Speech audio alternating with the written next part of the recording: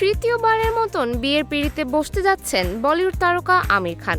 সম্প্রতি এক সাক্ষাৎকারে আমির খান বলেন, এই বিয়েটি খুবই ব্যক্তিগত রাখতে চেয়েছিলেন তিনি, কিন্তু কিভাবে এই খবর ফাঁস হলো সেটাই বুঝতে পারছেন না তিনি। আমিরের ভাষায়, মানুষ কেন আমাদের ব্যক্তিগত জীবন নিয়ে এত আগ্রহী আমি বুঝি না, কাজ নিয়ে আগ্রহী হওয়া উচিত। দীর্ঘদিনের সঙ্গী গৌরী স্প্র্যাটকে আগামী 5 জুলাই বিয়ে করতে যাচ্ছেন তিনি।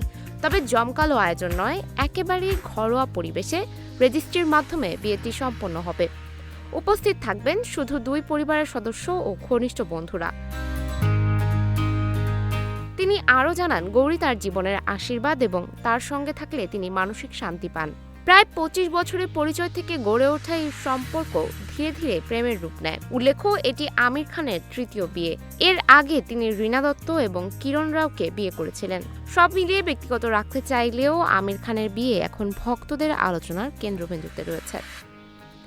সুমাইয়া হক তন্নি, নিউজ ফ্ল্যাশ 71।